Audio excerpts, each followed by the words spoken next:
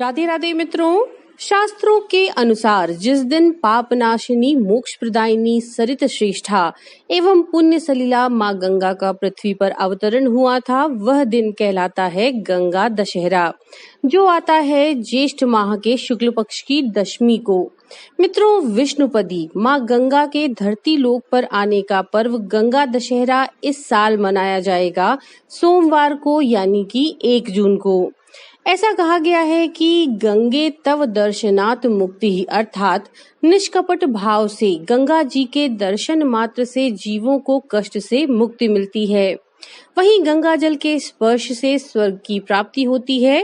पाठ, यज्ञ, मंत्र, होम और देवार्चन आदि समस्त शुभ कर्मों से भी जीव को वो गति नहीं मिलती जो गंगा जल के सेवन से प्राप्त होती है।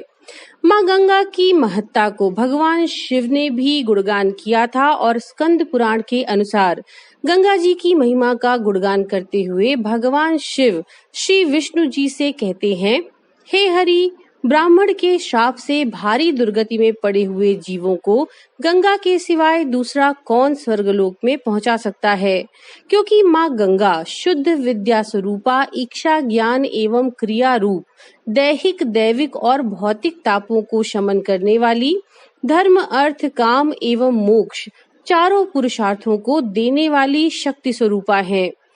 इसीलिए इन आनंदमयी धर्म स्वरूपिणी, जगतधात्री, ब्रह्म स्वरूपिणी गंगा को मैं अखिल विश्व की रक्षा करने के लिए लीला पूर्वक अपने मस्तक पर धारण करता हूँ।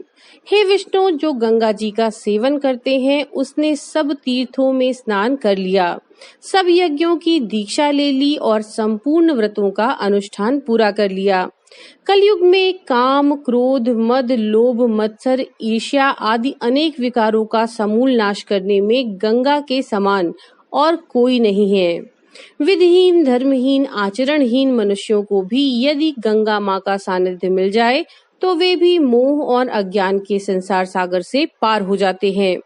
जिस प्रकार से मंत्रों में ओमकार, धर्मों में अहिंसा और कमनीय वस्तुओं में लक्ष्मी श्रेष्ठ हैं, उसी प्रकार से विद्याओं में आत्मविद्या, स्त्रियों में गौरी माँ और संपूर्ण तीर्थों में माँ गंगा विशेष मानी जाती हैं। मित्रों, माँ गंगा के अवतरण की बहुत ही रोचक सी कथा पद्म पुराण में दी गई है। पद्म पुराण के अनुसार आदिकाल में ब्रह्मा जी ने सृष्टि की मूल प्रकृति से कहा, हे देवी, आप समस्त लोकों का आदि कारण बनिए, मैं आपसे ही संसार की सृष्टि आरंभ करूंगा। ब्रह्मा जी के इतना कहने पर मूल प्रकृति गायत्री, सरस्वती, लक्ष्मी, उमा देवी, शक्ति बीजा, तपस्विनी और धर्मद्रवा इन 7 रूपों में प्रकट हुई। इनमें से 7वीं परा प्रकृति धर्मद्रवा को सभी धर्मों में प्रतिष्ठित जानकर ब्रह्मा जी ने अपने कमंडल में धारण कर लिया। यही धर्मद्रवा आगे जाकर बनी माँ गंगा, जिन्हें त्रिस्तोत्रा के नाम से भी कहा गया, क्योंकि जब गंगा जी धरती पर अवतरित हुई उस समय 3 धाराओं में प्रकट होकर 3 लोकों में चली गईं। इसीलिए संसार में त्रिस्तोत्रा कहलाईं। मित्रों, शास्त्रों के अनुसार गंगा अवतरण के इस पावन दिन गंगा जी में स्नान और पूजन का, उपवास करने का बहुत महत्व होता है, क्योंकि इससे व्यक्ति के 10 प्रकार के पाप छूट जाते हैं। 3 दैहिक, 4 वाणी के द्वारा और 3 मानसिक पाप, ये सभी गंगा दशहरा के दिन पतित पावनी माँ गंगा में स्नान करने से दूर हो जाते हैं। गंगा जी में स्नान करते समय श्री नारायण द्वारा बताए गए मंत्र, यानी ओम नमो गंगाए विश्वरूपिणे नारायणे नमो नमः, इसका स्मरण करने से व्यक्ति को परम पुण्य की प्राप्ति होती है। इस दिन हर कार्य में 10 का बहुत महत्व होता है, यानी आप पूजन में जो फल रखिए वो 10 रखिए, दान कीजिए तो 10 वस्तुओं का कीजिए। इस प्रकार 10 का इस दिन बहुत महत्व होता है। मित्रों, जैसा कि हमने आपको बताया, गंगा दशहरा साल 2020 में पड़ रहा है 1 जून 2020 को। दशमी तिथि शुरू हो जाएगी 31 मई को शाम के 5:36 से।